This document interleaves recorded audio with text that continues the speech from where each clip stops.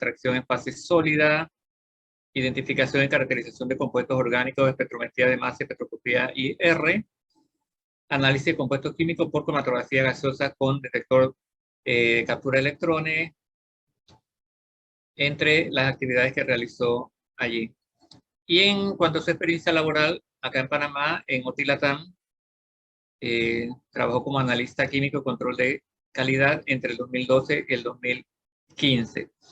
Y actualmente Yair se encuentra en los United States haciendo su doctorado, del cual les va a contar en esta tarde la investigación que ha estado realizando en estos años. Estás en tu tercer año, ¿cierto? O el segundo, terminando el segundo. Estoy comenzando mi cuarto año. Ah, ni uno ni lo otro. Bueno, está en su, bueno, cuarto y último año. Así que es un placer, Yair, tenerte con nosotros. Los estudiantes que son todos auditorios son estudiantes de tercer año de la licenciatura en química del curso de química ambiental. Así que muy bienvenido y adelante. Sí, muchas gracias por la introducción, doctora Ponte. De verdad que me hizo recordar muchas cosas cuando el momento de decir todas las pasantías me llevó al 2012, 2010, 2011, por allá. De verdad que se hace ya varios años de esas experiencias profesionales, académicas en la Universidad de Panamá. A ver, quiero confirmar si pueden ver mis diapositivas. Correcto. Ok. Pues sí.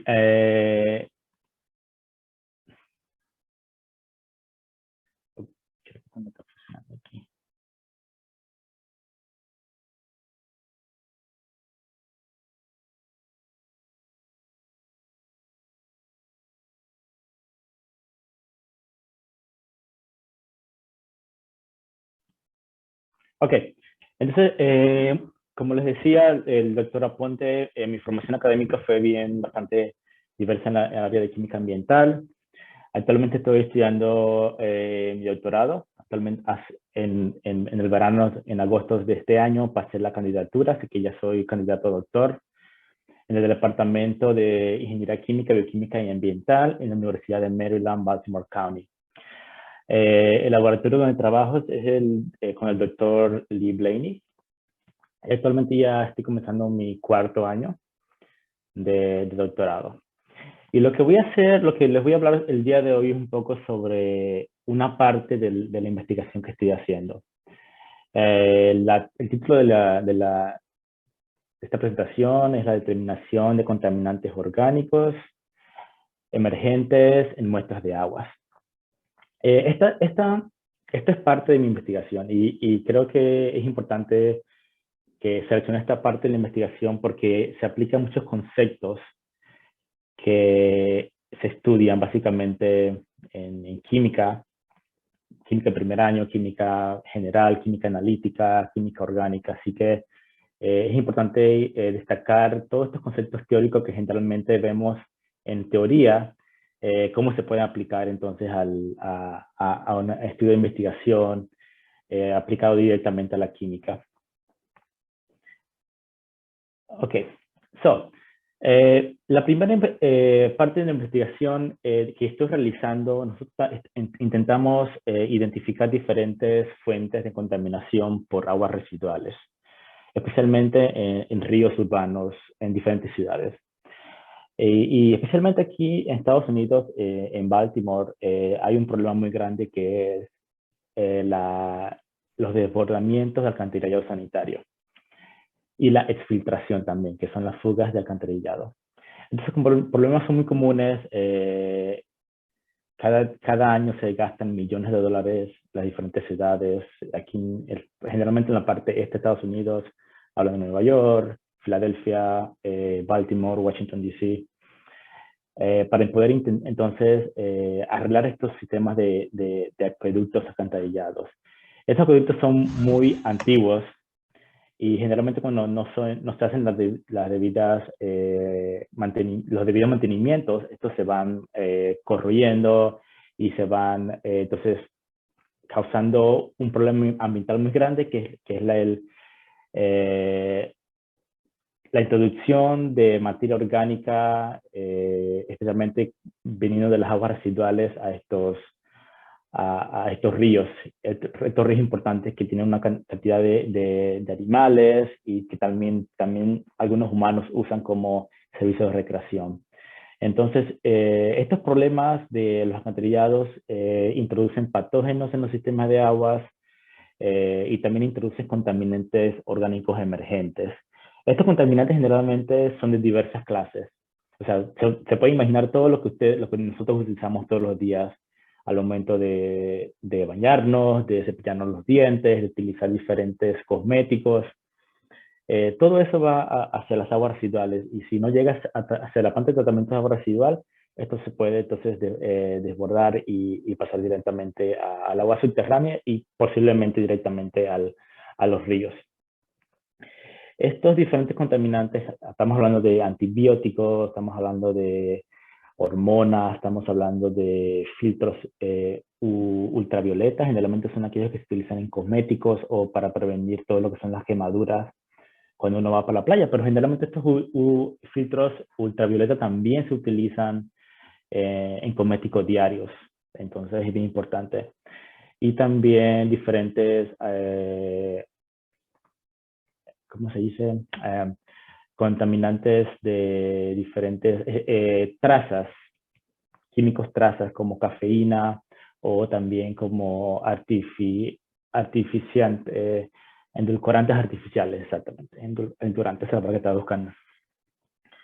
Ok, entonces, uno de los objetivos que estoy investigando como gran parte de mi tesis, nosotros estamos intentando entonces desarrollar nuevas técnicas, herramientas para evaluar, identificar y cuantificar las entradas de aguas residuales en ríos y arroyos urbanos, provenientes de alcantarillas de fugas y sistemas sépticos también.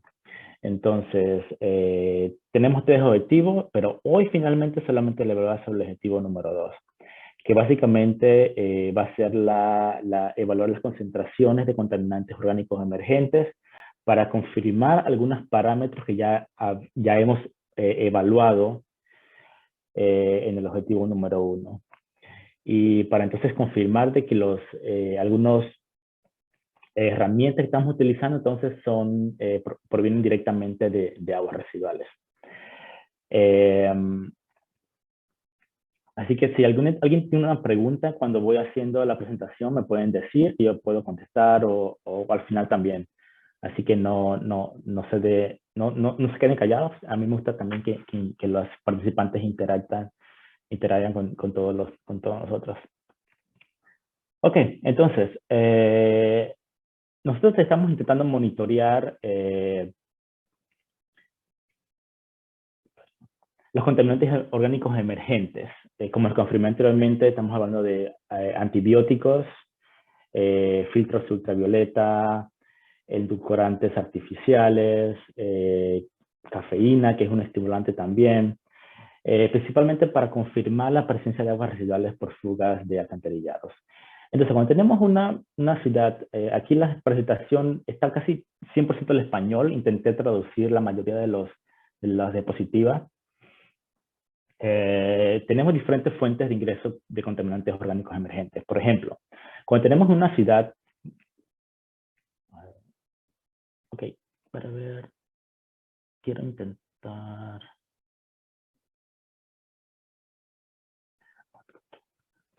Bueno, cuando tenemos en una parte de una ciudad, generalmente tenemos sistemas de alcantarillados, tenemos servicios de alcantarilla que generalmente tienen algunos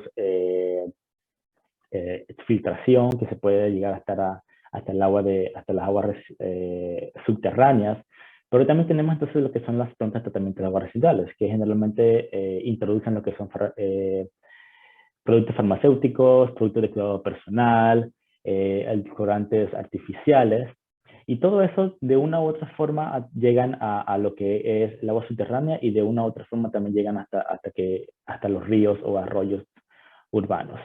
Esto en la parte urbana de alguna ciudad.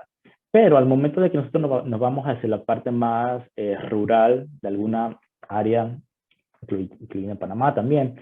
Tenemos otras fuentes de contaminantes orgánicos, como son los sistemas sépticos. Algunas partes de la ciudad no tienen sistemas sépticos, lo que utilizan son no tienen alcantarillados, perdón.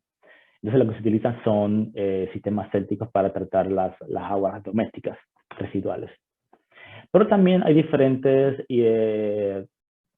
entradas de estos contaminantes provenientes generalmente de la agricultura o de operaciones de animales. Estos también pueden introducir diferentes pesticidas, hormonas, antibióticos que se utilizan especialmente para tratar enfermedades de animales. Entonces, estos son diferentes fuentes de contaminantes hacia el medio ambiente, especialmente para los cuerpos de agua. Algunas investigaciones con anterioridad ya han evidenciado que el uso de los contaminantes orgánicos emergentes puede ser como una herramienta muy importante para detectar de dónde vienen los diferentes tipos. Algunos indicadores de aguas residuales se puede decir como la cafeína, que proviene solamente del café que se toma todos los días las personas. Acetaminofén, por ejemplo, que es un analgésico, y también edulcorantes artificiales. Entonces, la presencia de estos contaminantes, entonces, es importante para decir de que algunas aguas están siendo contaminadas. Entonces, pero viene la gran pregunta de nosotros como químicos. Tenemos que hacer, ¿ok? ¿Cómo vamos a detectar y cuantificar estos contaminantes emergentes en muestras de agua?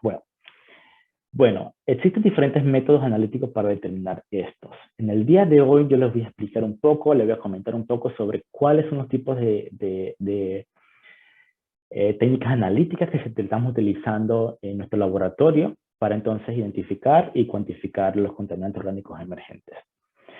Nosotros entonces utilizamos lo que es la extracción en fase sólida. Esta extracción en fase sólida la utilizamos como técnica de preparación de muestra. Esta técnica de preparación de muestra especialmente se utiliza para aislar analitos que son seleccionados, generalmente de un líquido.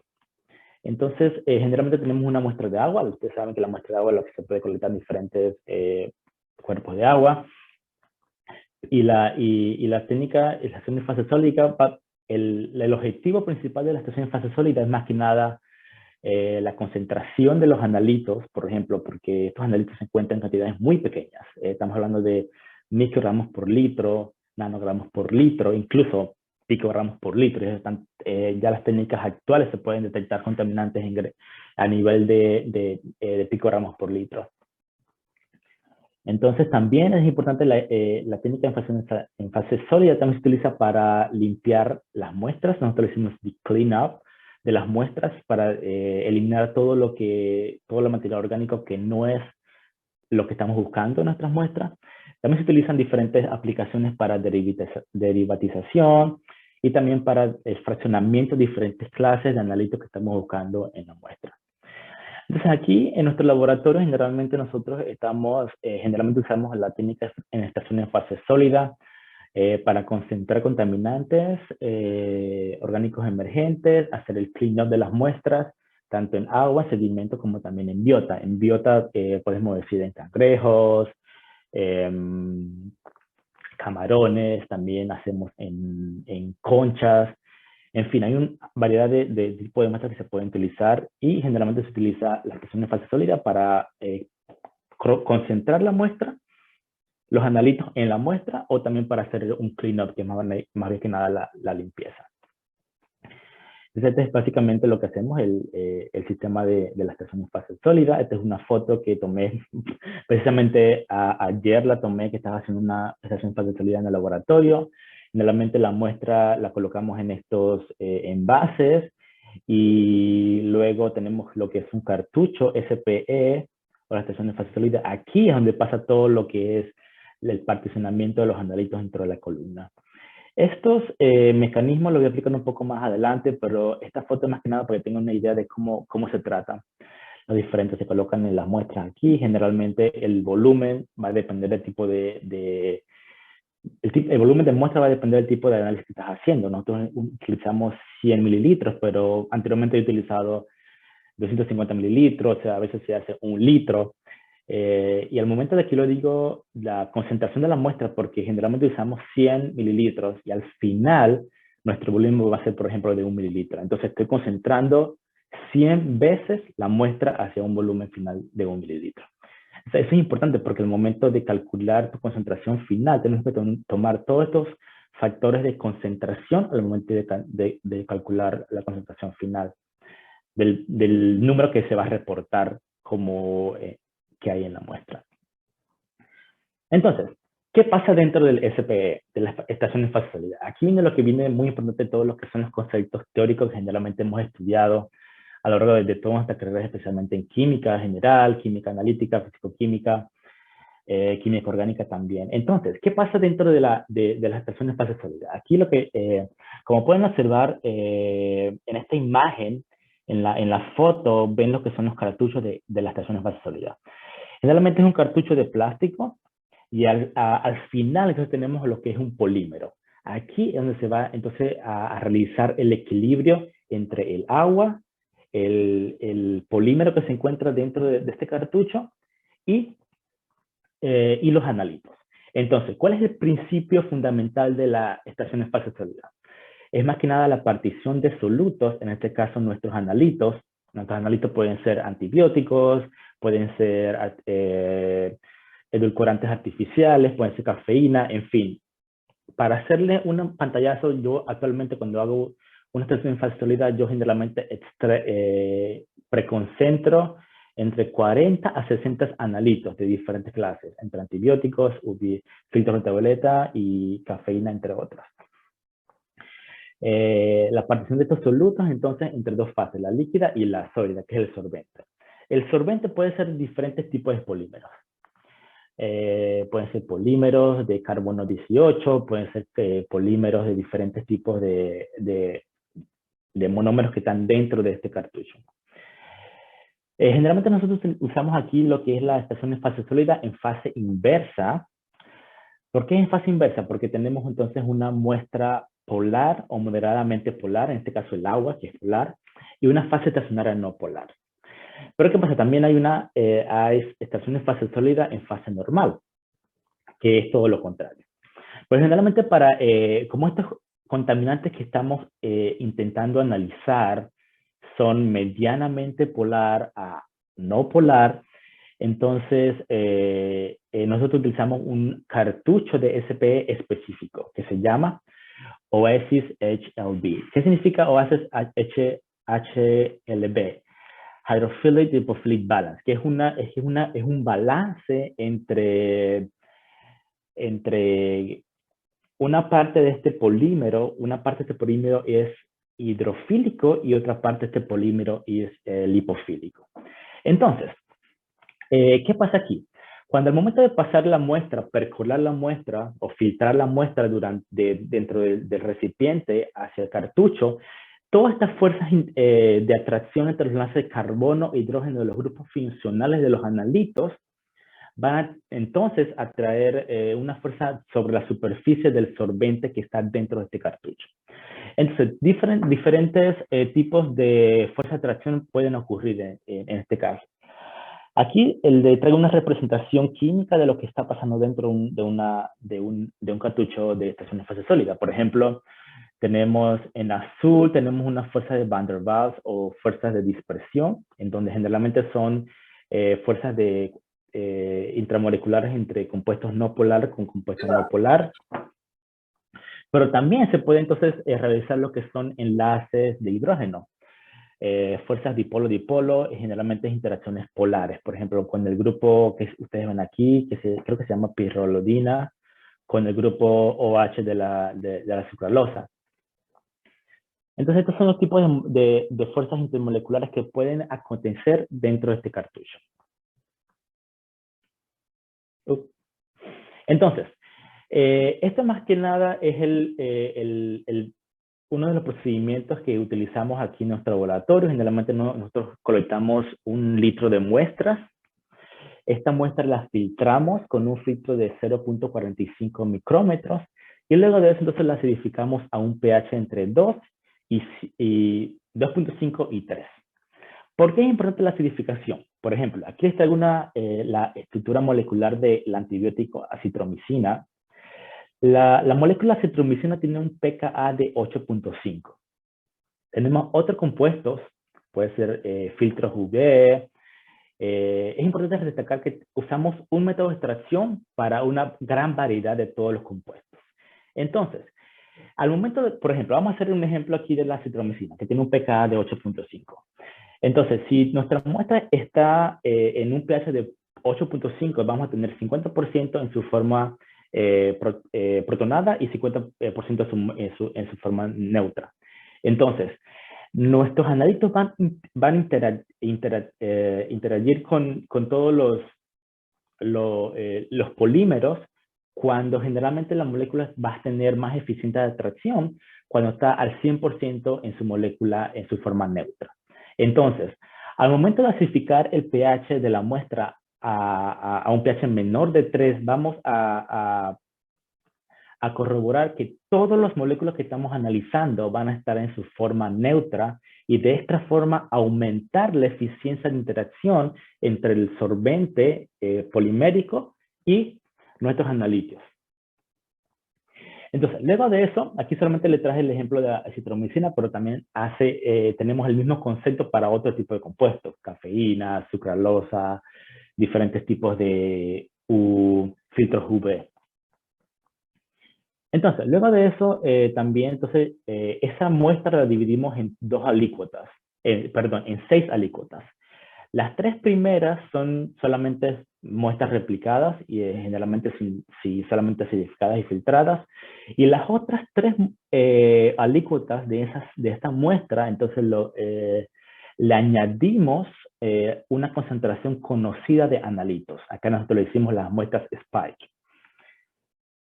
¿Cuál es el objetivo de esas muestras Spike? Bueno, el objetivo de este procedimiento es hacer lo que es el análisis por adición estándar.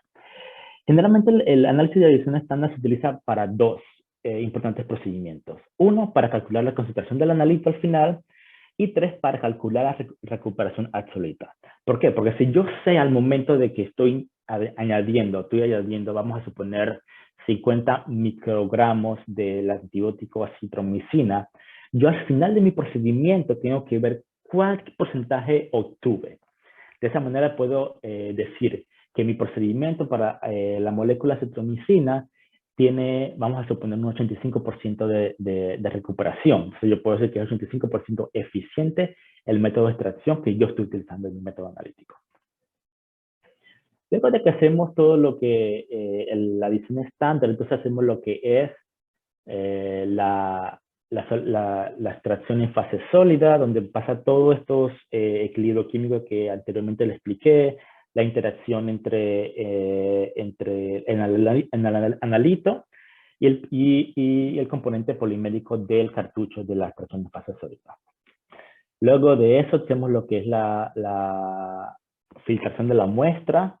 Luego de eso hacemos una limpieza y luego de eso finalmente lo eluimos con un solvente que sea más lipofílico. En este caso utilizamos lo que es acetonitrilo. Al momento de filtrarlo con acetonitrilo, todos los compuestos van a preferir el equilibrio con el acetonitrilo en vez de con el cartucho. Pero ese acetonitrilo generalmente lo tenemos que evaporar, lo hacemos una evaporación con este instrumento que vemos aquí. Y luego, de hecho, hacemos lo que son las reconstitución. Esta reconstitución generalmente la hacemos con 50% metanol y 50% agua, grado LCMS, significa grado de cromatografía líquida con espectrometría de masas. Y en este paso lo que hacemos es una adición de estándares internos. Estos estándares internos son compuestos marcados isotópicamente. Aquí venimos con conceptos de isótopo, que es muy importante al momento de analizar por espectrometría de masa. Entonces, generalmente los isótopos se estudian en primer año, por ejemplo, en química general, pues generalmente nunca le vemos la aplicación, que es para qué usamos estos isótopos. Bueno, aquí en esta presentación voy a intentar hacerles cómo aplicamos los compuestos isotópicamente marcados para entonces diferenciar entre diferentes compuestos.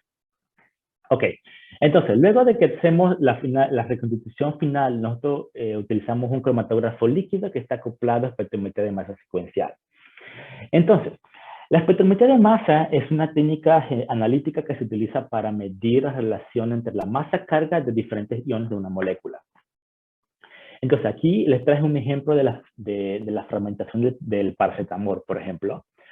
El paracetamol, cuya masa molecular es 151, podemos ver el pico generalmente en este espectro de masa que vemos aquí.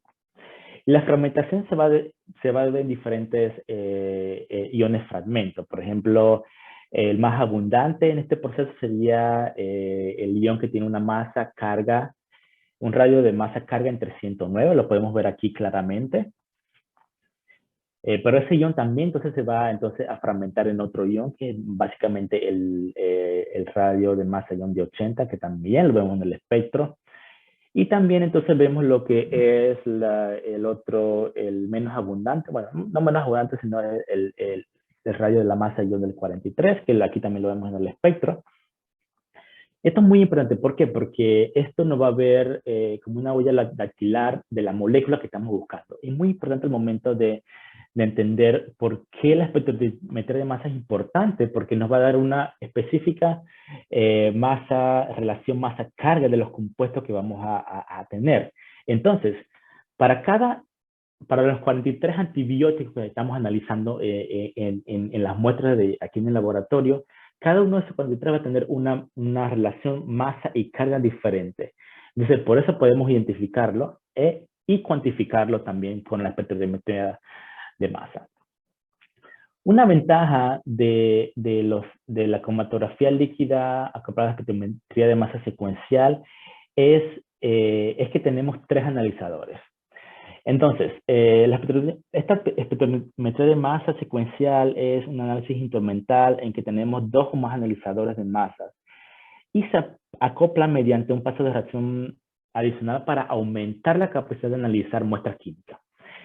Entonces, generalmente, el analizador de masa número 1 generalmente es un filtro de masa. Aquí generalmente se selecciona cuál es el radio entre la masa y la carga que estamos buscando. En el segundo analizador de masa, entonces, una célula de colisión. En esta célula de colisión, generalmente se fragmentan la molécula. Esa fragmentación puede ser con nitrógeno o argón. Y luego de esta fragmentación, entonces, el tercer filtro de masa, entonces vamos a tener lo que es la selección de los fragmentos para luego entonces llegar hasta el detector. Esto es muy importante a diferencia de las otras técnicas que solamente tienen un analizador de masa porque es más específica. Entonces, podemos analizar una molécula que fragmenta diferentes iones masa carga y el instrumento lo podemos analizar entonces. Ahora, vamos a tener un caso específico de la relación, cómo utilizamos los diferentes compuestos isotópicos en la utilización para diferenciar las diferentes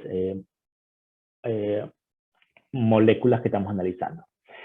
Entonces, nosotros analizamos un método analítico utilizando cromatografía líquida y espectrometría de masas para detectar y cuantificar sucralosa, cafeína, 2 filtros ultravioleta y 2 hormonas. Entonces, aquí tenemos entonces la molécula de la cafeína, que tiene una masa molecular de 194. Y también utilizamos como estándar interno la cafeína que está reemplazada. Estos 9 átomos de hidrógeno en la molécula original de cafeína están reemplazados entonces por el isótopo deuterio. Ahora, quiero hacer una pregunta general. ¿Cuál es la diferencia entre el hidrógeno y el deuterio? ¿Alguien puede hablar, decir qué viene a la mente cuando piensan en isótopos de hidrógeno y de deuterio?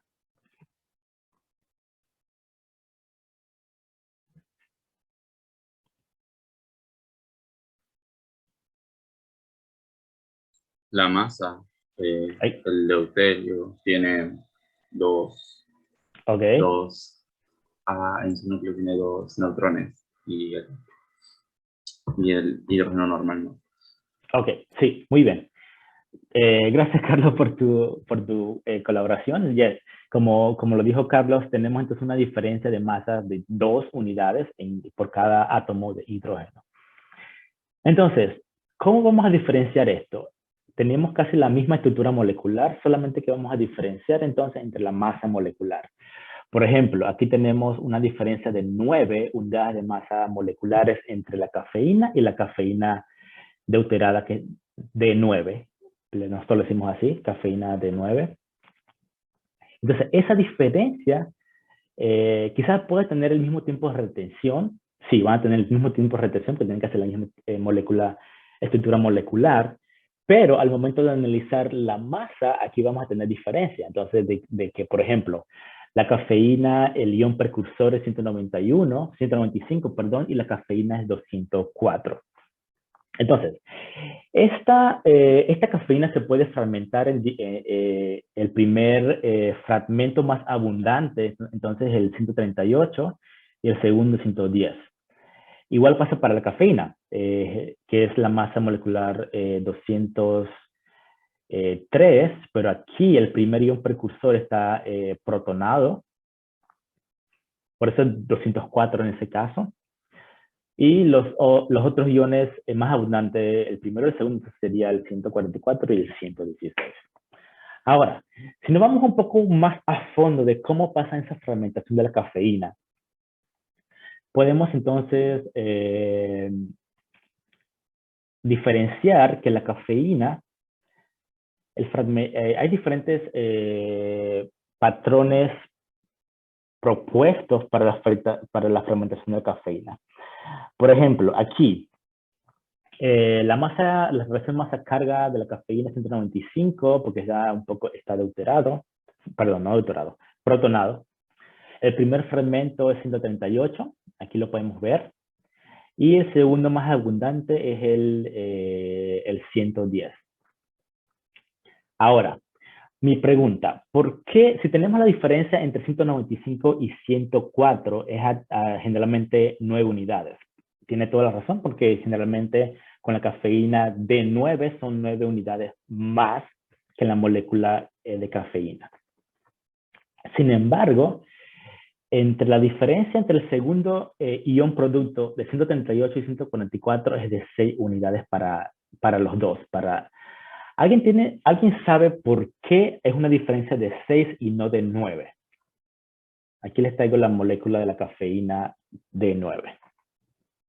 Si al momento de trabajar y analizar un poco lo que son los mecanismos de fragmentación de la cafeína y la cafeína D9. ¿Alguien tiene alguna idea por qué la diferencia del primer ion es de 9 y el segundo es de 6? Del segundo y tercero es de 6.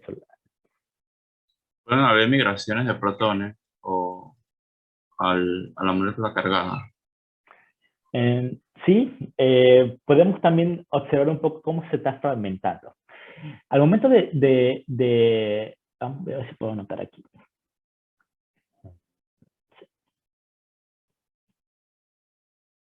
Sí, al momento, la primera fragmentación generalmente ocurre en esta parte de aquí. Vale, bien. Ustedes pueden ver lo que estoy marcando, ¿no?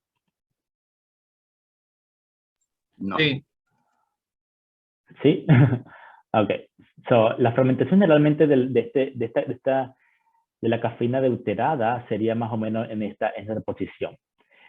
En esta posición. Entonces, generalmente en este grupo, y solamente tendríamos entonces 6 unidades de deuterio, 6 átomos de deuterio en la parte deuterada. Entonces, por eso es la diferencia entre 6 unidades de masa molecular para el primero y el segundo ion más abundante. Entonces, ¿por qué es importante utilizar compuestos deuterados? En muestras ambientales, por lo menos aguas residuales, sedimentos, son unas muestras que son muy ricas en diferentes materiales orgánicos. Entonces, hay un efecto que pasa en la espectrometría de masas, que es el efecto matriz. ¿Qué es el efecto matriz? El efecto matriz generalmente es parte de la muestra que se queda aún al final del extracto, que te va a afectar la ionización de tus moléculas. Y eso va a hacer que tu respuesta en el espectrómetro de masa sea aumentada o sea disminuida. Entonces, nosotros estamos haciendo que si el mismo efecto que le va a pasar a una molécula normal, una molécula que no está deuterada, le va a pasar entonces a la cafeína que está deuterada también. Generalmente nosotros no vamos a encontrar compuestos deuterados en el ambiente. Recuerde que el porcentaje del isótopo deuterio es menor de 1%, así que generalmente no vamos a encontrar el deuterio en forma natural en el medio ambiente. Por ejemplo, la cafeína deuterada no la vamos a encontrar. Entonces, es una muestra de control de calidad que nosotros utilizamos para verificar que todo el efecto matriz que puede ser aumentado o disminuido va a pasar en la cafeína deuterada, también va a pasar en la cafeína que estamos buscando. Entonces, también utilizamos la cafeína para hacer nuestra curva de calibración. ¿Por qué? Porque al momento podemos utilizar entonces el radio entre entre la respuesta de la molécula que estamos buscando contra la molécula de la cafeína deuterada. También quiero recalcar de que también existen diferentes compuestos deuterados, no solamente isotópicos, perdón. No solamente utilizamos deuterio, también para los antibióticos utilizamos lo que son compuestos estándares internos que utilizan carbono 13 en vez de carbono 2. Entonces esa diferencia también se puede ver entonces en el espectrómetro de masa, lo cual nos ayuda a nosotros como químicos ambientales a identificar qué clase de moléculas están presentes en una muestra de agua, sedimento o suelo. Ahora, el método que nosotros validamos y seleccionamos, utilizamos aquí, por ejemplo, puede haber un cromatograma de transición de iones para una solución estándar de sucralosa, cafeína, 2 filtros ultravioleta y 3 compuestos marcados isotópicamente. Por ejemplo, aquí podemos observar que este pico es referente a la cafeína. Pueden ver que en azul está la cafeína D9, tiene casi el mismo tiempo de retención. Pero ¿cuál va a ser la diferencia? Va a ser la diferencia entre la transición, porque una va a tener que generalmente 9 unidades mayor que de masa molecular y la otra no. Y esto el espectrómetro de masa puede diferenciar. Aquí son diferentes funciones cromatográficas que nosotros utilizamos. Por ejemplo, utilizamos una columna de carbono 18, una fase móvil utilizando metanol y agua. Generalmente están en 0.1% con hidróxido de amonio. Es un modo isocrótico. Este es un método bien fácil, solamente por 10 minutos, y los analitos generalmente se analizan simultáneamente en modo positivo y negativo para la ionización después del espectrómetro de masa. Entonces, generalmente si ustedes están en la clase de separaciones químicas, ustedes dirán, ok, esta no es una separación buena porque tengo 2 picos que tienen casi el mismo tipo de retención. Pero bueno, eso generalmente sería importante cuando estamos analizando con otro tipo de detector. Si estamos utilizando un detector ultravioleta, generalmente sí importa otro tipo de retención. Pero aquí, el espectrometría de masa generalmente puede tener el mismo tiempo de retención, pero estamos buscando a una transición específica para la cafeína y otra específica también para la cafeína deuterada. Aquí también en verde pueden ver entonces que también tenemos un pico para sucralosa, también tenemos sucralosa deuterada de 6, y para los otros filtros ultravioleta, que es el SSB y el ensulisol, generalmente utilizamos el ácido benzoico, que está deuterado con 5 átomos de deuterio.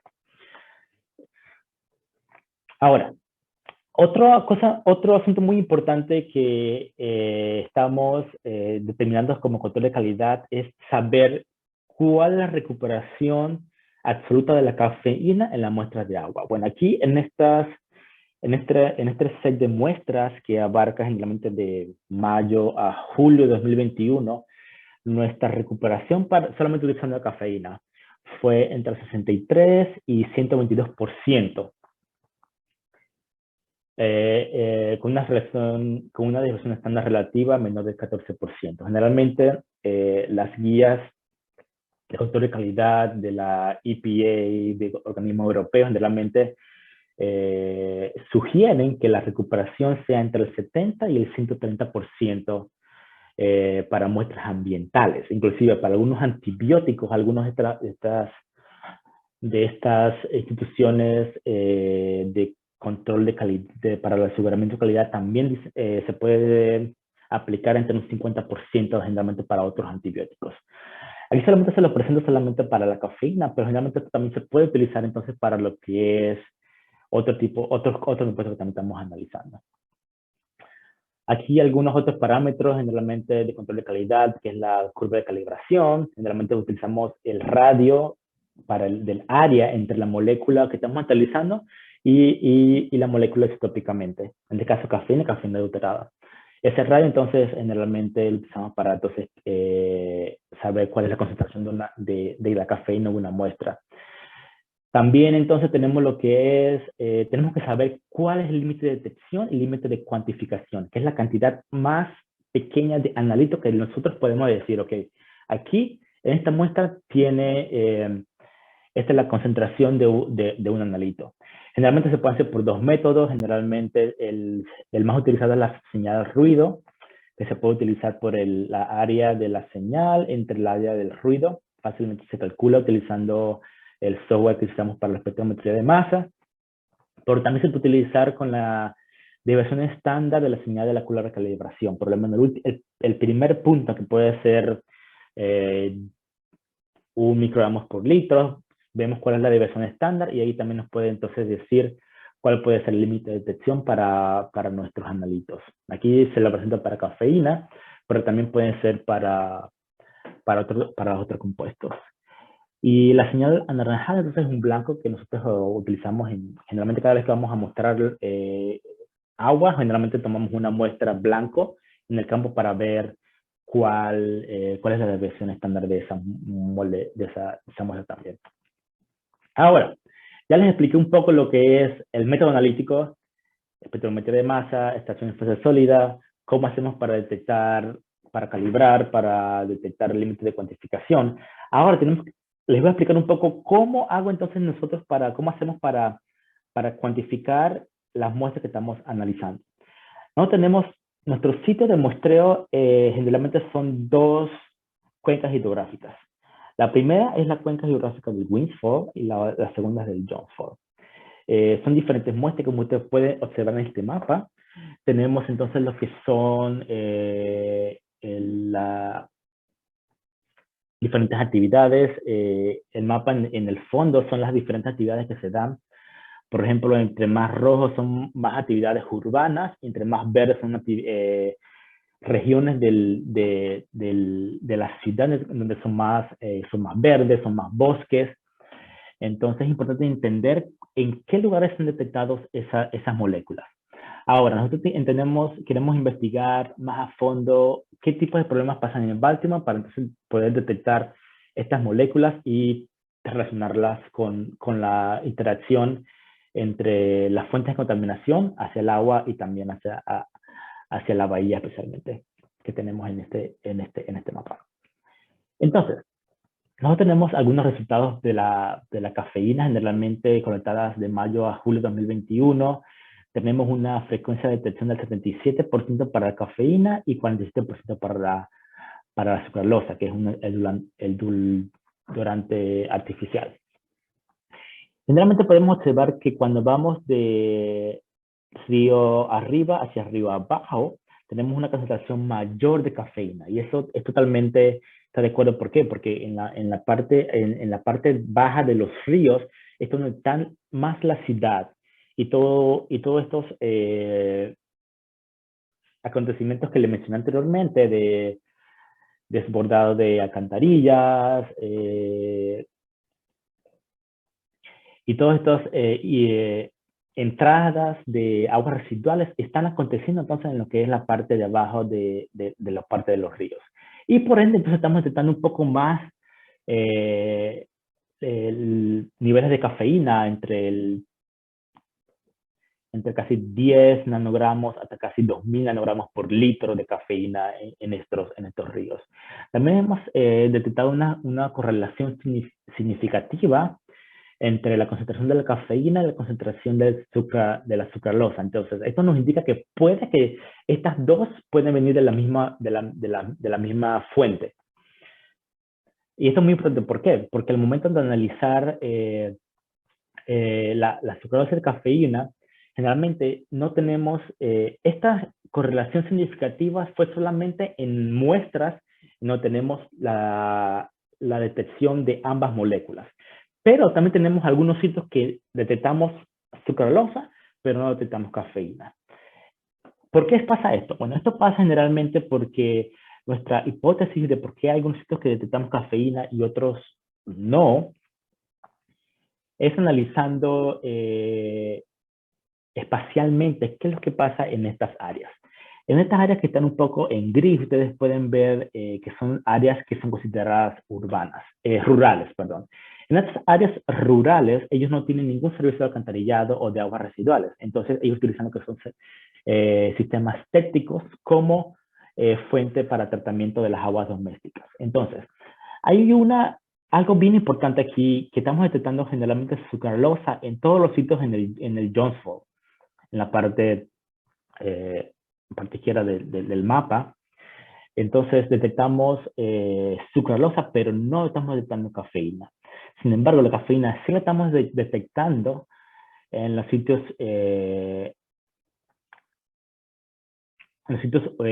urbanos de Baltimore. Entonces, esto es una indicación de que generalmente podemos utilizar cafeína y sucralosa como un indicador de que está siendo los ríos contaminados por tanques sépticos o también por desbordamientos de alcantarillados y de aguas residuales. Entonces, esto es algo muy importante porque esto ha sido detectado frecuentemente, no solamente en el mes de julio, pero también tenemos en el mes de abril, mayo y junio de 2021 también hemos detectado este mismo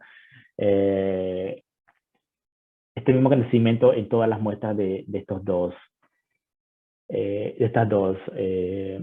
cuencas hidrográficas.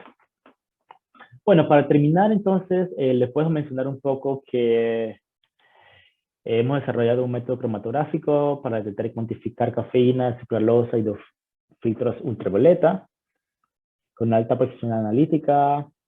Podemos relacionar entonces, coincidir todas estas fragmentación propuestas con las que se han reportado en la literatura previamente. Nuestra recuperación entre 63 y 122%, lo cual es muy bien para diferentes protocolos analíticos.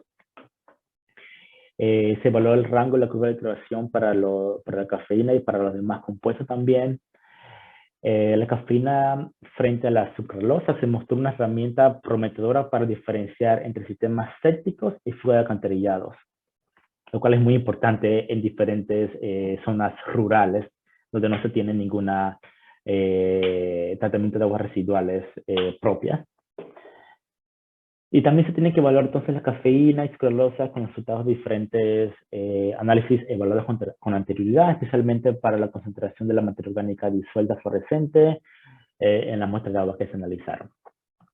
Bueno, muchas gracias por su atención. Si tienen alguna pregunta, aquí está mi contacto, mi correo electrónico, si quieren hacerme una pregunta adicional. Y bueno, aquí estoy si quieren hacer una pregunta personalmente. Muchas gracias, Yair. Abrimos entonces unos minutos para que pregunten lo que quieran del tema de los estudios, de cómo se hace allá, etcétera, etcétera. Así que comenzamos. Bueno, yo tengo una pregunta sobre el marcaje isotópico. Entendí que se usa para identificar la muestra y darle un seguimiento, pero ¿cómo se hace como tal ese marcaje? ¿Cómo hacen que los hidrógenos tengan deuterio para poder darle seguimiento? Ok, muy buena tu pregunta. Sí, bueno, lo que pasa es que nosotros los compuestos deuterados y de carbono 13 se compran comercialmente. Entonces, al momento de comprarlos, nosotros sabemos, al momento de poner la espectrometría de masas, podemos verificar esa diferencia. Entonces, cuando lo incorporamos a nuestro proceso analítico, la cafeína deuterada, por ejemplo, va a tener el mismo comportamiento, casi el mismo comportamiento de la cafeína normal. pero que va a estar presente en una condición de que nosotros sabemos cuánto va a estar en la muestra, porque nosotros añadimos una cantidad conocida, que al final del procedimiento entonces podemos calcular cuánto es la eficiencia de extracción. Y generalmente la cafeína adulterada generalmente no la vamos a encontrar en muestras ambientales, porque generalmente no está en una cantidad muy pequeña, 0.1% de moléculas adulteradas en un producto comercial, por ejemplo en el café. Entonces, viendo esa diferencia analítica en el proceso de extracción y también viendo en la espectrometría de masa, nos sirve a nosotros para entonces decir cuánto es la eficiencia de extracción y cuánto se puede cuantificar en las muestras observando la diferencia entre la cafeína que se añadió, la cafeína que no está y la cafeína deuterada también. Ok, muchas gracias. Sí, gracias a ti. Yo tengo otra Sí. sobre las muestras. La imagen que presentó es que estaban haciendo la extracción por la extracción sólida. Vi que habían varias muestras y luego en el mapa habían como varios puntos de muestreo. O sea, cuando uno está haciendo ese estudio de campo, ¿cuál es el criterio que uno selecciona para escoger el cuerpo de agua en el cual yo voy a hacer el estudio y en el cual no? No sé si me explico. Como no, creo que no hicieron todos los ríos, sino como ciertos cuerpos de agua. ¿Cómo fue que seleccionaron eso? Oh, esa es una muy buena pregunta. La cantidad de muestra que se toma en el punto de muestreo va a depender del tipo de análisis que vamos a hacer. Por ejemplo, nosotros estamos en un sitio de muestreo, en un río. Yo tengo que hacer, hay algunos parámetros que se pueden obtener directamente en el río, por ejemplo, pH, conductividad, sólidos disueltos, ¿qué más se puede tener? Oxígeno disuelto. Esos parámetros se pueden obtener directamente en el sitio de muestreo. Pero hay otros análisis. Por ejemplo, yo sé que cuando llego al muestreo yo tengo que hacer más análisis. Tengo que colectar al menos 1 litro de muestra para análisis de estación en fase sólida para mis contaminantes orgánicos emergentes. Pero también necesito otra muestra para hacer, para analizar la materia orgánica disuelta, que es alrededor de 50 mililitros. Entonces, yo voy preparado con mis botellas lavadas, diferentes protocolos que utilizamos, y luego de eso, entonces, yo decido que voy a colectar 1 litro de muestra, y ese litro de muestra lo llevo al laboratorio. En el laboratorio ya comienzo a procesar todo, la filtro, la decidifico, y esa muestra de 1 litro la divido en 6 alícuotas de 100 mililitros. Generalmente yo la guardo por si algún accidente puede ocurrir en el proceso de análisis. Generalmente me quedan 400 mililitros por si acaso. Generalmente lo guardo por 1 mes. Ya de 1 mes entonces la puedo desechar. Pero sí, el muestreo, por ejemplo, si tú vas a hacer otro tipo de análisis, o quieres hacer la canalidad, o quiero hacer DBO, o quiero hacer DQO, ya tengo que entonces considerar esos otros parámetros para entonces colectar un poco más de muestras.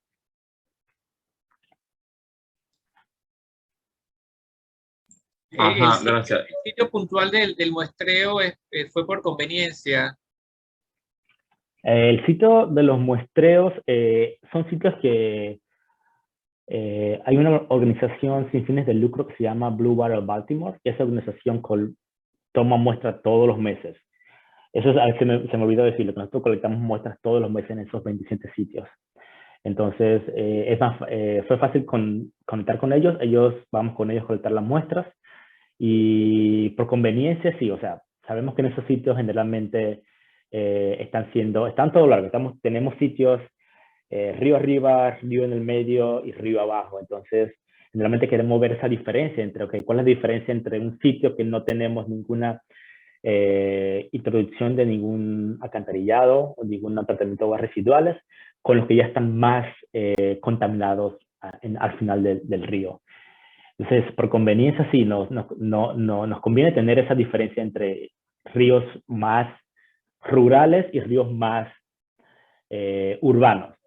pero nosotros fuimos los sorprendidos porque generalmente en los ríos rurales esperábamos menos contaminación, pero aún así estamos teniendo contaminación por antibióticos, sucralosa, cafeína. Entonces son datos que son muy importantes al momento de ir al sitio. Entonces, ok, aquí no hay ninguna fuente de alcantarillado. Entonces, ¿qué está pasando? ¿Cómo se tratan las aguas domésticas? Ok, aquí las aguas domésticas se tratan con tanques sépticos. Ok, ¿cuál es el proceso biológico que pasa en el tanque séptico? ¿Cuánto es el tiempo que lleva de transporte de un tanque séptico, pasar toda la agua subterránea hasta llegar al río? Entonces, todas esas condiciones ambientales y también de tratamiento biológico, generalmente en los tanques sépticos, son importantes al momento de entender qué tipo de contaminantes estamos detectando. Yair, ¿cuál es el costo más o menos de esas columnas empacadas? ¿Eso es desechable después de un análisis? Sí, esos son desechables después de un análisis. Una caja que traen 30, ¿sabes? No, 5 por 100. Trae 30 cartuchos, tipo que está como $300. Una sola caja. Y hemos analizado bastante. Sí, me imagino por el número de muestras. Y tu perspectiva para efecto de tu trabajo de doctorado, hablaste que eran 43 lo que le están siguiendo la pista. Sí. Sí, tenemos 43 antibióticos.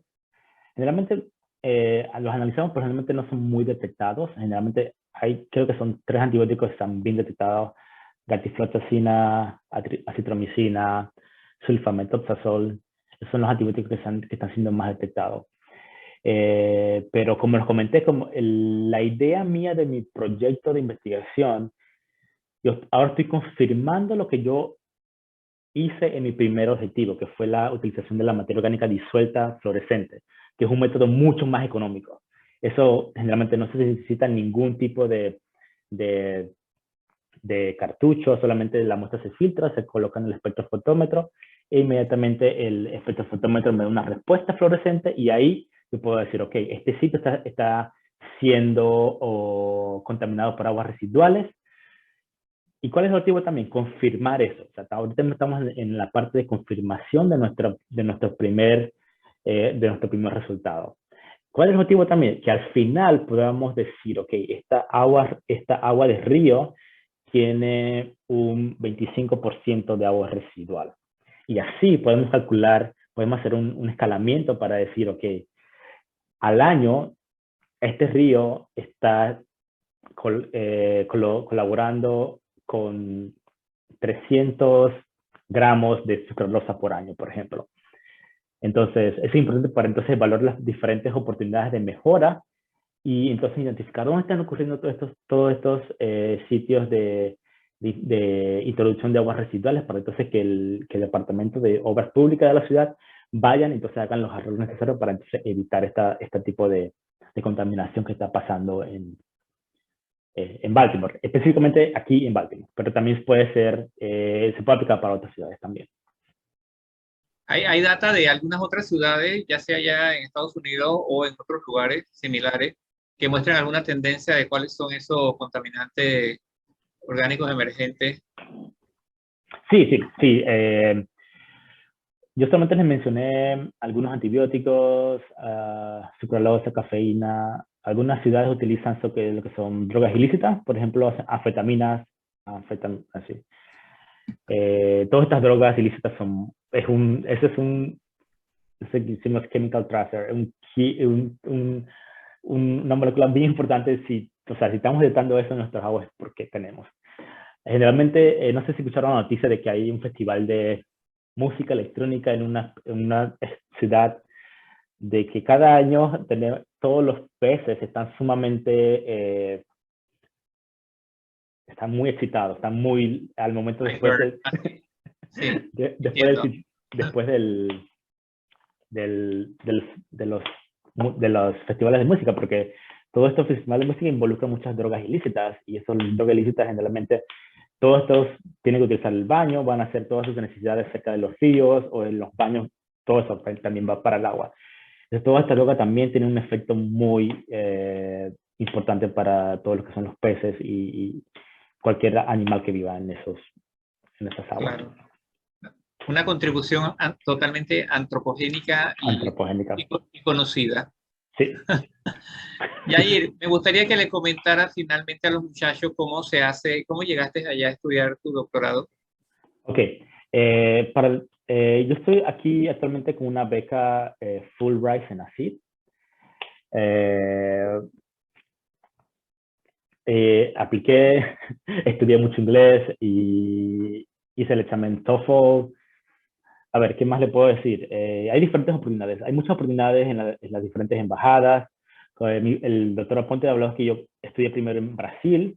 Esa fue una oportunidad con la Organización de los Estados Americanos, donde apliqué una beca y generalmente fui seleccionado. Y con la Embajada de Brasil también. Hay muchas oportunidades. Lo que les puedo decir, lo que les puedo aconsejar es que aprovechen todas estas oportunidades que generalmente ustedes no tienen que casi aportar absolutamente nada económicamente, me refiero económicamente. Intelectualmente sí, hay muchos sacrificios, muchos estudios, tener un buen índice académico, tener experiencia de investigación, vayan a hablar con diferentes profesores que les ayuden, profesor, quiero hacer empezar un trabajo de iniciación científica como estudiante de pregrado. Y todas esas cosas pequeñas van aumentando entonces al momento de aplicar a una universidad, tanto para estudiar maestría como doctorado.